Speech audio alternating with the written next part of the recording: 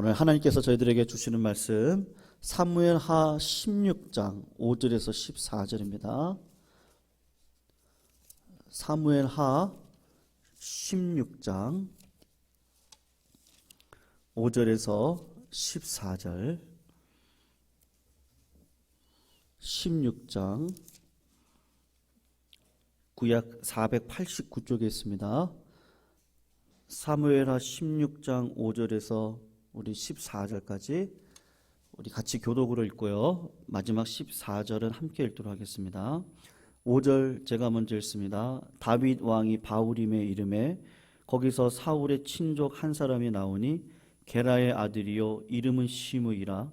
그가 나오면서 계속하여 저주하고 또 다윗과 다윗의 형의 모든 신하들을 향하여 돌을 던지니 그때 모든 백성과 용사들은 다 왕의 좌우에 있었더라. 시므이가 저주하는 가운데 이와 같이 말하니라. 피를 흘린 자여 사악한 자여 가거라 가거라. 사울의 족속의 모든 피를 여호와께서 내게로 돌리셨도다. 그를 이어서 내가 왕이 되었으나 여호와께서 나라를 내 아들 압살롬의 손에 넘기셨도다. 보라, 너는 피를 흘린 자이므로 화를 자초하였느니라 하는지라. 수르아의 아들 아비새가 왕께 여짜오되 이 죽은 개가 어찌 내 주왕을 저주하오리까?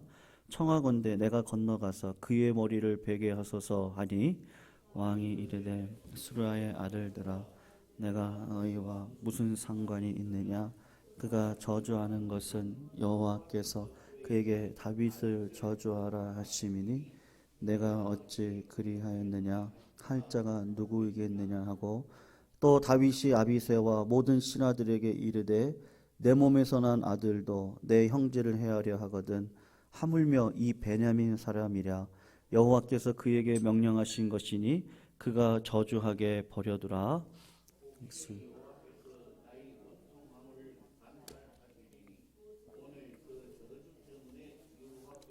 선으로 내게 갚아주시리라 하고 다윗과 그의 추종자들이 길을 갈 때에 시므이는 산비탈로 따라가면서 저주하고 그를 향하여 돌을 던지며 먼지를 날리더라. 같이 읽습니다. 왕과 그와 함께 있는 백성들이 피곤하여 한 곳에 이르러 거기서 쉬니라. 아멘. 여러분, 오늘 설교 말씀의 제목을 어려운 일 당할 때라는 제목으로 적었는데요. 여러분, 우리가 살다 보면 욕을 먹을 때가 있습니다. 그렇죠. 그러니까 나의 잘잘못의 여부를 떠나서 사람들이 나를 비방하고 심지어 저주까지도 서슴지 않는 그런 경우를 우리가 만날 때가 있습니다. 잘못을 분명히 해도 그런 비방과 저주를 받으면 마음이 분명히 힘들 것인데 어떤 이유나 잘못이 없어요. 그런데도 불구하고 이런 비방과 저주를 당하게 되면 참 억울하고 어떤 마음까지 들어가냐면 살기 싫다라는 마음까지도 들어가게 됩니다.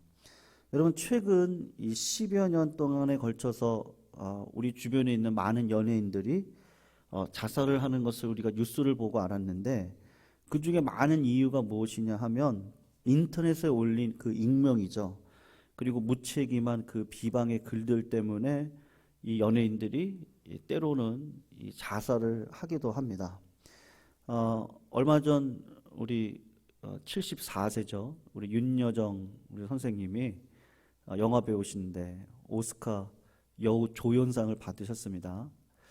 그분께서 이제 그분의 일대기에 대해서 이렇게 참 대단한 일이었으니까 그분의 일대기에 대해서 방송에서 이렇게 내보냈던 장면들을 보았는데 윤여정 씨가 그런 이야기를 하더라고요. 과거로 돌아가면 어떻냐고, 더 좋지 않았겠느냐 그렇게 질문을 하니까 자기는 지금이 좋다.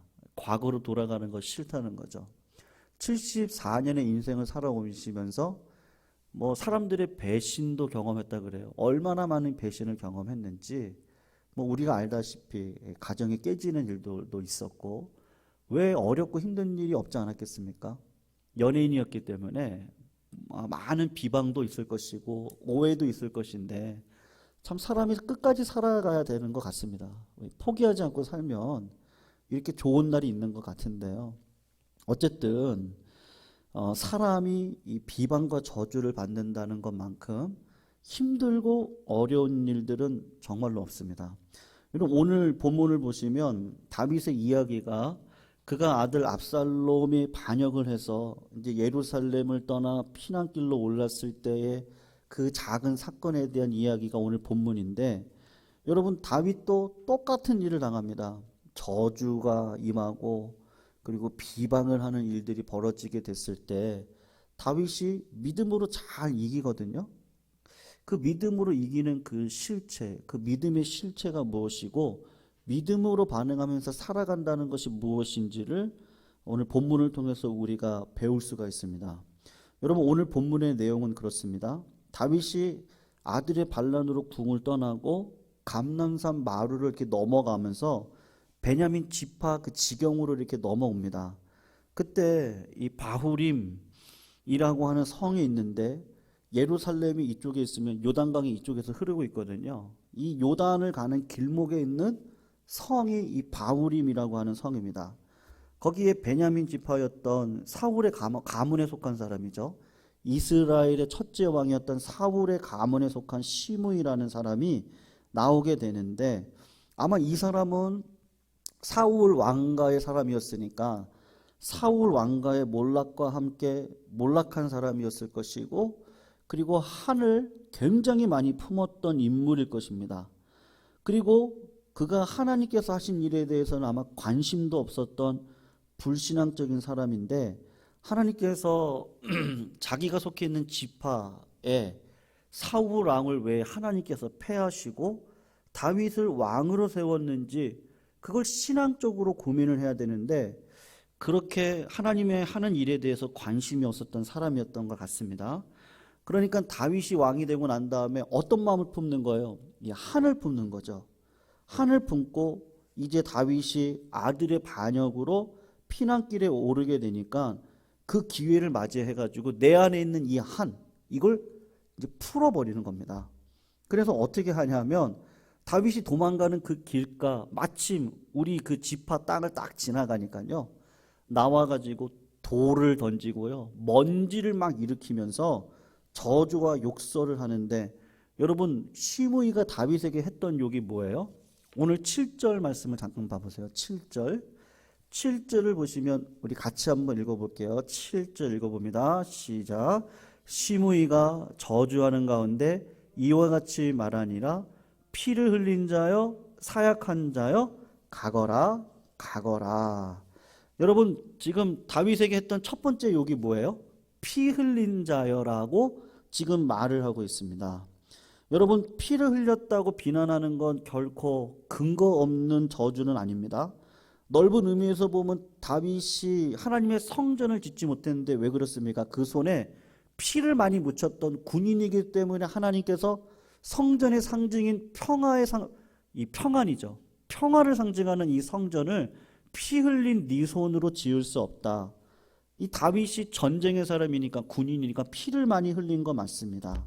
그러나 시므이가 말하는 것은 지금 그런 의미에서 이야기하는 것이 결코 아니죠. 여러분 다윗이 왕이 되면 다윗 첫째 왕이었던 사울의 왕가는 당연히 몰락하게 되는데, 사울 왕가의 몰락을 만들어낸 주범이 누구라는 거예요? 우리의 지파를 짓밟았던 당신이 다윗이고, 당신이 우리 지파를 향해 피를 흘리도록 했다. 여러분 사울 왕가의 군대 장관이었던 아브넬이 있습니다. 그리고 사울 아들의 왕위를 이어서 이스라엘 왕으로 있었던 이스보셋이라고 하는 아들이 있었습니다. 아브넬이라고 하는 군대 장관은 아빗의 자기 동생을 죽였던 이 아브넬을요, 요압이 마음에 원한을 품고 이 아브넬을 죽이죠. 그러니까는 다윗이 죽인 게 결코 아닙니다. 그리고 이스보셋도 사울의 아들이었던 이스보셋이 왕위를 이어받는데, 이 밑에 있던 부하가 이 레갑과 바하나인데, 이 사람들이 보니까 지금 왕권이 다윗에게 넘어가게 생긴 겁니다. 그래서 자기가 살겠다고 이 사울의 아들이었던 이스보셋을 이 사람들이 죽이거든요. 여러분, 나중에 이 요압은 이 다윗이 자기 아들 솔로몬에게 부탁을 해서 이 요압에 대한 벌을 하나님께서 반드시 갚으실 것인데 네가 도구가 돼서 갚으라고 이야기를 해요. 그리고 이스보셋을 죽였던 이 두 사람 레갑과 바하나는 결국 이 다윗 왕이 이들을 처형을 하게 됩니다. 그러니까 이 다윗은 이 사울 왕과 몰락에 대해서 사실은 본인이 책임이 있는 것이 아니고 하나님의 뜻입니다. 사울에게 기회를 줬을까요, 안 줬을까요? 하나님께서 왕위를 이어갈 수 있도록 우리가 다 기억이 나지 않지만요, 제비뽑기를 했던 이유도 이스라엘 1대 왕을 뽑을 때 하나님께서 일부러 제비뽑기를 시키셨죠. 그리고 여러 가지 요구를 하시는 것들도 다 사울에게 기회를 주시기 위해서 했는데, 사울이 했던 일은 뭐냐면 믿음으로 반응하지 않고 삶을 살아갔기 때문에 결국은 하나님께서 믿음의 왕이 아닌데 어떻게 하나님 나라 왕으로 세웁니까? 그러니까 폐위를 시키는 것이죠. 여러분, 그런데도 불구하고 다윗이 왕이 되어지다 보니까 외형적으로 보면 다윗과도 관련이 있는 것처럼 보이는 것이죠. 그래서 피 흘린 자다라고 비난과 저주를 퍼붓습니다. 그리고 두 번째 뭐라고 얘기하냐면 사악한 자여라고 하는데, 이 말이 무슨 말이냐면 쓰레기 같은 사람아 라고 하는 욕입니다. 그리고는 가거라, 이게 무슨 말이죠? 우리도 이렇게 뭐 자식들 이렇게 혼낼 때 감정이 확 올라올 때 야 일단 나가, 나가지 않으면 매를 들 것 같고, 그러니까 나가 있어 뭐 이렇게 하잖아요. 그러니까 나가, 가거라, 꺼져라, 이제 막 그런 의미인 것이죠. 연달아 저주를 하는 겁니다. 여러분 8절 말씀을 잠깐 보시면 뭐라고 이야기를 하냐면, 왜 이런 욕에 대한 근거가 있어요? 사울 족속의 모든 피를 여호와께서 내게로 돌리셨도다. 그를 이어서 내가 왕이 되었으나 여호와께서 나라를 내 아들 압살롬의 손에 붙이셨도다, 넘기셨도다. 보라, 너는 피를 흘린 자이므로 화를 자초하였다라고 이야기를 합니다. 그러면서 어떻게 합니까? 피난길을 가는데 13절을 보시면요, 산비탈로 따라가면서 저주하고 그를 향하여 돌을 던지고 어떻게 해요? 먼지를 막 일으키는 거죠. 여러분, 한마디로 지금 시므이가 하고 있는 일은요, 다윗을 향해서 지금 부끄러운 일들을 행하고 있는 행인데, 시므이의 비난이 근거가 없는 것이라고 말할 수 없지만 다윗의 입장에서 보면 뼛속 깊은 곳을 도려내는 것과 같은 아픔입니다. 여러분, 왜냐하면 다윗의 진심과 지금 시므이가 근거로 해서 저주하고 있는 그 내용은 맞는 내용이 아닙니다. 다윗이 쿠데타로 왕위를 찬탈했어요? 그렇지 않죠. 기다렸어요. 사울 왕권이 스스로 무너질 때까지 하나님의 뜻을 따라 믿음으로 살았던 자가 다윗이었습니다. 죽일 수 있는 기회가 몇 번이나 있었는데도 죽이지 않았어요. 오히려 사울의 죽음 앞에 눈물을 흘렸던 자였거든요. 여러분, 이런 부당한 비난을 받을 때, 심지어 저주를 받게 될 때 당사자의 마음이 어떻겠습니까? 매우 지치고 힘든 것이 당연합니다. 여러분, 이럴 때 다윗이 하나님을 믿는다는 게 무엇인지를 보여주고 있는데, 여러분, 이럴 때 우리는 어떻게 해야 됩니까? 중요한 것이 있는데요, 이 하나님이 하시는 일을 이렇게 주목하는 겁니다. 여러분, 히브리서 11장을 보면은 믿음은 보지 못하는 것들의 증거다라고 이야기를 하죠. 보이지 않는 것을 보는 것 같이 하고 살아가는 게 믿음인데, 신자의 이런 상황 속에서 제일 먼저 보아야 되는 게 뭐냐 하면, 여러분, 그런 일을 당하면 우리가 분풀이를요, 누구한테 할 수 있습니까?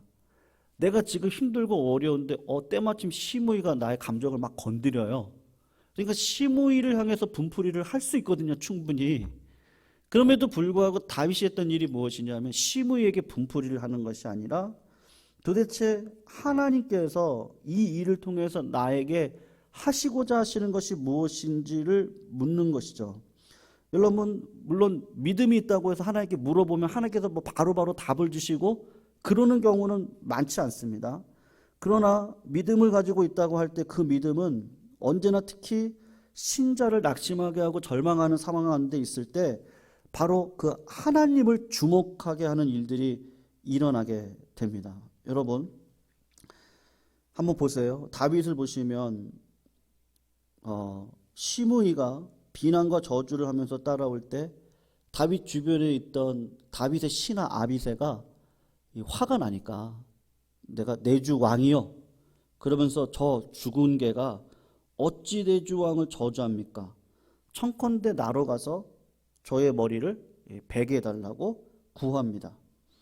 다윗은 자기 자신이 손에 직접 피를 흘릴 필요도 없고 아비새 말대로 시므이가 지금 죽은 개같이 불과한 자인데 자기를 저주하고 있으니까 그러면 뭐 충분히 가서 죽여라 라고 할 수도 있는데 다윗이 죽이라고 말을 하지 않고 한번 10절, 11절, 12절을 보세요. 성도님들 주어가 누구예요? 다윗이 지금 주어를 어떻게 하고 있습니까? 10절을 보면 왕이 이르되 수르야의 아들들아 내가 너희와 무슨 상관이 있느냐. 그가 저주하는 것은 뭐라고 얘기하죠? 여호와께서 그에게 다윗을 저주하라 하신 것이다. 여호와가 나에게 저주하라고 하신 것이다. 11절도 한번 봐보세요. 보시면 11절 또 다윗이 아비새와 모든 신하들에게 이르되 내 몸에서 난 아들도 내 생명을 해하려고 하는데 하물며 베냐민 사람이라. 그리고 하는 말이 뭐예요? 여호와께서 그에게 명령하신 것이다. 그러니까 저주하게 내버려두라. 그리고 12절이 뭐라고 합니까? 그리고 하나님을 또 바라보는데 여호와께서 나의 원통함을 감찰하시니 오늘 그 저주 때문에 여호와께서 선으로 내게 갚아 주실 것이다. 여러분 많은 상황 속에서 지금 누구를 바라보고 있습니까? 하나님을 바라보고 있습니다. 모든 상황 속에서 누구를 바라보고 있어요? 하나님을 여호와를 바라보고 있는 거예요. 우리 사람의 관계를요 너와 나의 관계라 그래요. 근데 신앙 안에 들어오면 어떻게 되죠? 너와 나와 하나님이 계셔요. 하나님을 바라보고 하나님을 의식하고 적극적으로 하나님께서 이 일을 통해서 무슨 일을 계획하시는지를 바라보고 있는 이 실제 다윗의 삶을 보십시오. 여러분 그럴 때 뭐를 누를 수 있습니까? 감정을 누를 수가 있는 것이죠. 여러분 우리 감정은요 상당히 반사적이고 즉각적입니다. 그래서 아무리 머리가 이해가 된다고 해도 상처가 있습니다. 쓴뿌리가 있습니다. 근데 그 쓴뿌리를 딱 건들면 어떻게 돼요? 바로 이 반동이 되죠. 그래서 감정이 바로 튀어나옵니다. 다윗의 입장에서 보면 아까도 말씀드렸지만 막 지금 내 자식이 나를 배신했고 나는 막 도망가야 되는 상황이고 막 머리까지 화를 올라와 있고 힘들고 어려운 상황 속에서 시므이가 와가지고 막 어떻게 보면 막 깨작깨작이죠. 약을 올리고 저주를 퍼붓고 비난을 하고 있는 상황 가운데 감정대로 판단했으면 아비새 보고 죽이라고 했을 거고 화풀이를 분명히 했을 것인데 감정적인 대응을 하지 않았다고 하는 것이죠. 여러분 우리의 신앙생활이 이 감정적으로 살지 않을 수 있는 그 믿음의 내용이 무엇이겠어요? 결국은 원수를 갚는 건 누가 갚는 거예요, 성도님들? 하나님께서 갚으시는 거죠. 하나님이 갚아주십니다. 원수 갚는 것은 하나님께서 뭐라고 하면 내게 있다. 여러분 로마서 12장 19절 제가 읽어드립니다. 사랑하는 자들아 너희가 친히 원수를 갚지 말고 진노하심에 맡겨라.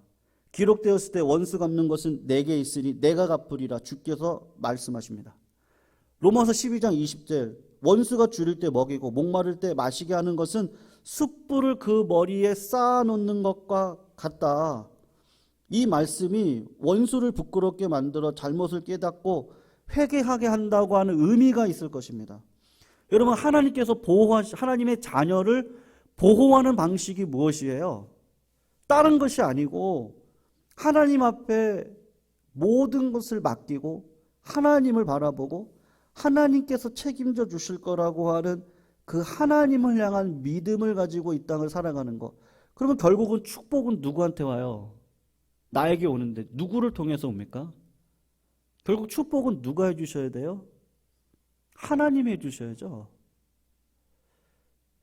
성도님들 지난주에도 말씀드렸지만요. 성경의 열매 가운데 오래 참음이라고 하는 네 번째 열매가 있습니다. 이 오래 참는다는 것이 참 쉽지 않은 문제입니다. 저도 지난 한 6년 전, 6년 동안에 이렇게 신자의 삶을 저도 똑같이 목사니까 살아가면서 느끼는 건데, 구체적으로 말씀드릴 수 없지만 기도하다가 갑자기 하나님께서 이거 하라고 하는 건가? 뭐 그런 마음이 들 때가 있습니다. 근데 여러분, 여지없이 그것이 안 맞는 경우가 많더라고요. 네. 이건 그냥 개인적인 경험인데요. 어떤 한 사안을 놓고 이제 해결을 해야 되잖아요. 해결하기 위해서 하나님 앞에 기도합니다. 근데 하나님께서 이렇게 마음에 이렇게 하면 될 것 같다라고 하는 마음을 주시는데, 그래서 그렇게 해요. 그리고 그것이 하나님의 뜻이라고 생각해서 몇 번을 해봅니다. 그런데 결국은 그것은 하나님이 원하시는 뜻은 아니었더라고요. 그리고 어떻게 역사하시느냐 하면 하나님께서는 생각지 않은 방식으로 역사를 하시더라고요. 그게 믿음의 방식이더라고요. 그래서 지금은 어떤 지혜가 생겼느냐 하면 기다립니다. 근데 이게 진짜 어려워요. 남들이 볼 때는 아무것도 안 하는 것처럼 보이거든요. 때로는. 내 안에서는 막 열심히 영적인 막 물개질을 막 계속하고 있는데 하나님께서 어떻게 일하시는지 알기 때문에 갑자기 생각되어지는 내 마음이라든지 또 이렇게 하면 될 것 같다고 하는 어떤 확신이라든지, 근데 그렇게 인간의 계획으로 해가시는 것이 아니고 결국에는 생각지 않은 방식으로 하나님께서 일을 하셔서, 왜 하나님께서 일하시는 방식은 그냥 순식간에 됩니까? 그냥 내 힘으로 가는 게 아니에요. 그냥 순식간에요. 하나님께서 그렇게 일을 하시는데 이거는 때가 있는 거구나. 때가 있다. 근데 우리가 자꾸 이 부분에서 넘어지거든요. 이 부분에서. 제가 구체적인 예를 드리고 싶은데 또 제 개인적인 일들이어서 그냥. 근데 결국은 하나님이 생각지 않은 방식으로 일을 하시더라라고 하는 것이죠. 여러분, 믿음으로 살아갈 때 이 과정을 반드시 우리가 거칩니다. 그래서 지금 일어나고 있는 이 나쁜 일이 뭐예요? 하나님께서 허락하신 일이죠. 하나님께서 나에게 축복하시기 위한 수단인데 우리는 그걸 몰라요. 당장 직장에 문제가 생겼어요. 당장 육신의 연약함이 있습니다. 가정에 문제가 생겼습니다. 그럴 때 우리는 자꾸 어떤 생각을 가져요? 혹시 하나님께서 나에게, 물론 맞아요. 뭐 징계도 있을 수 있겠죠. 근데 결국은 하나님께서 우리들에게 주시는 마음은 뭐예요? 평안이죠. 하나님의 마음은 우리를 잘 되게 하심입니다. 그러니까 하나님이 하실 거고 하나님이 축복의 수단으로 우리를 인도해 가실 거예요. 여러분, 원수에게 축복을 한다, 그것만큼 기다림이 큰 게 있나요? 원수를 내가 죽일 수 있는 힘이 있는데 기다려야 돼요.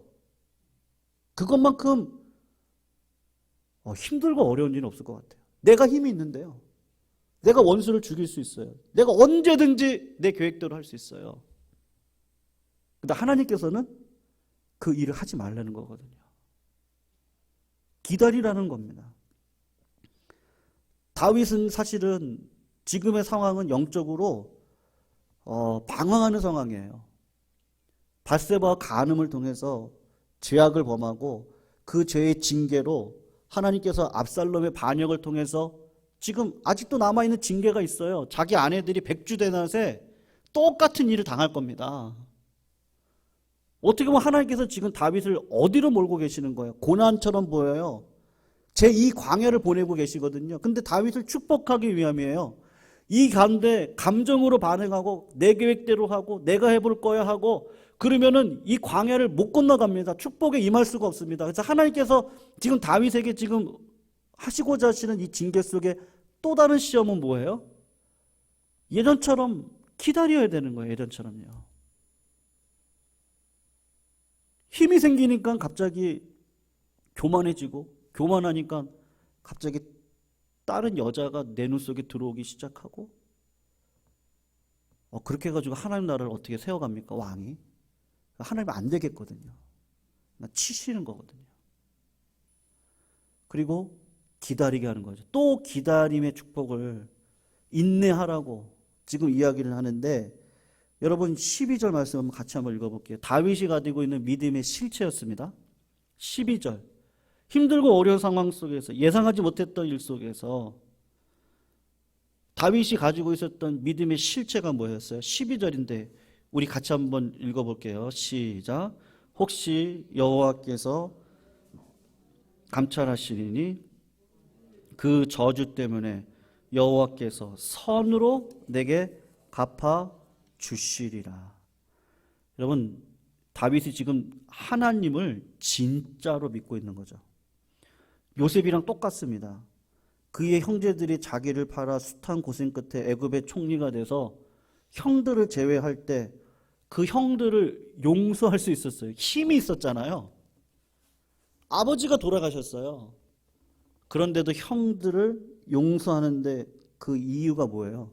하나님께서 그 모든 과정 가운데 섭리하셨고, 그 과정 속에서 믿음으로 살아갔던 나에게 하나님의 영광이 얼마나 큰지를 보여주셨고, 내가 도구로 쓰임받는 것에 대한 감사함 때문에 악을 악으로 갚지 않고 원수로 갚는 것이 아니라 용서할 수 있는 힘을 갖게 하신다는 것인데, 여러분 여기서 중요한 것이 있습니다.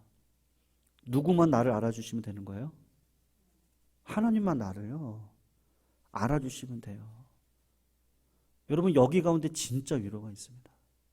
손들이 기도 가운데 하나님께서 내 기도 가운데 응답하셨다, 그런 경험들 있으시죠?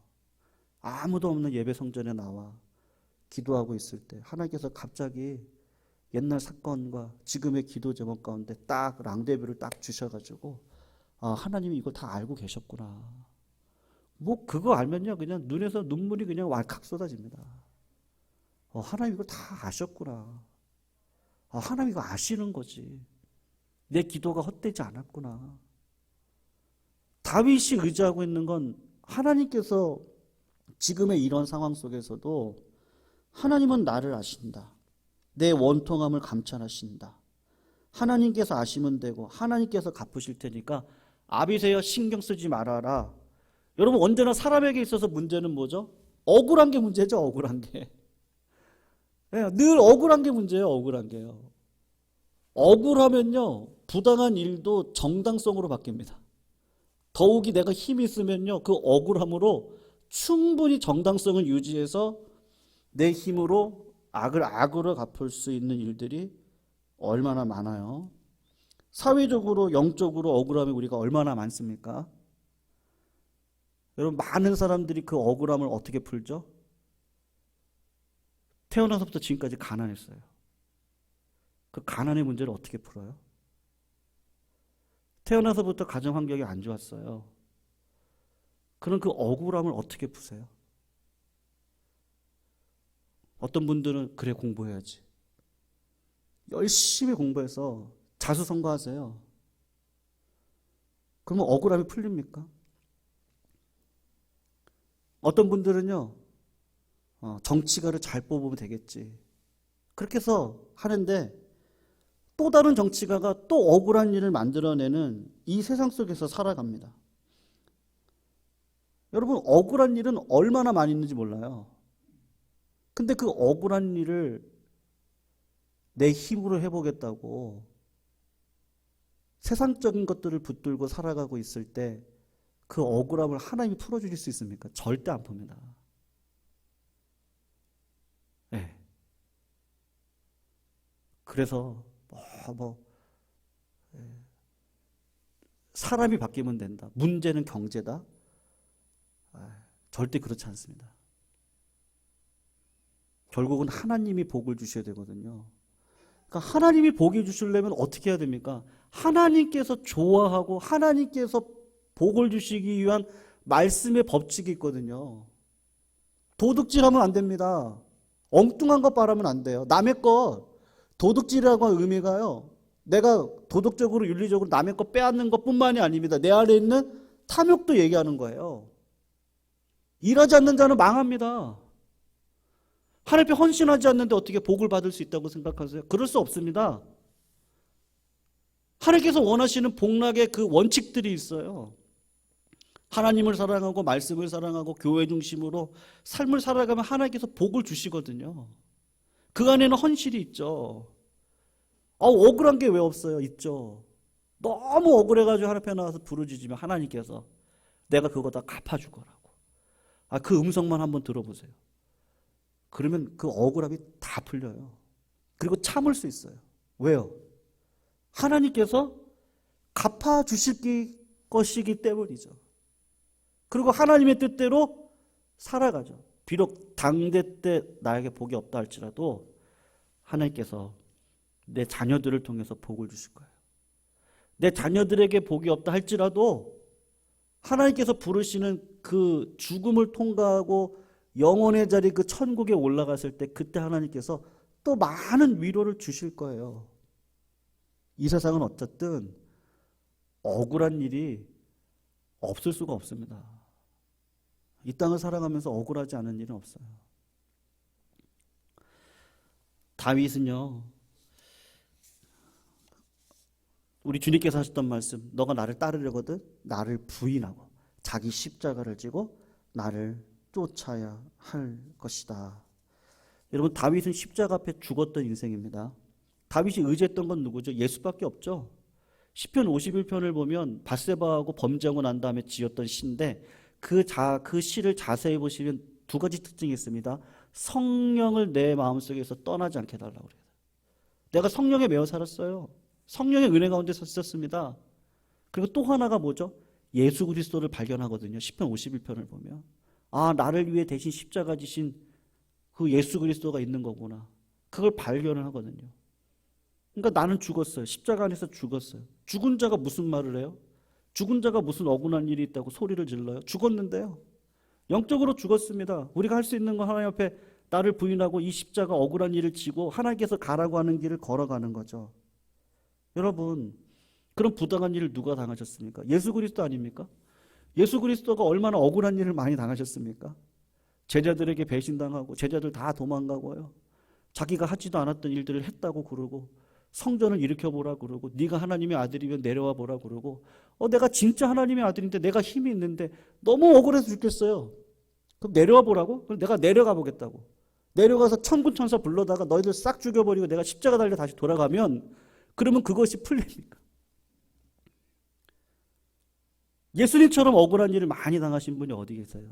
그런데도 그 죄를 지고 십자가를 지셔서 죄를 이기고 부활의 권세가 무엇이고 성령에 매여서 살아가 믿음에 살아가는 것이 무엇인지를 알려주신 그 예수님, 우리는 그의 제자가 되어 오늘도 이 땅을 살아가는 것이죠. 성도님들, 정말 사람은 간사합니다. 그래서 이 처음에 가졌던 마음을 끝까지 갖는다는 게 쉽지 않더라고요. 조금 뭐가 되는 것 같고요. 내가 뭔가를 좀 한 것 같으면 이럴 수 있어. 이런 마음이 참 들어오기가 참 쉽습니다. 다윗도 그럴 수 있었을 거예요. 근데 다윗은 그렇게 하지 않고 오히려 하나님을 바라보고 하나님의 축복을 구하는 그 자리 가운데 서 있습니다. 성도들, 우리들의 삶 가운데 세상 만사 다 주의 은혜 가운데 있는 줄로 압니다. 우리 성도들 하나님 바라보시고 기도하시기를 주님의 이름으로 축원합니다. 억울한 일 있을 때 하나님 앞에 부르짖으세요.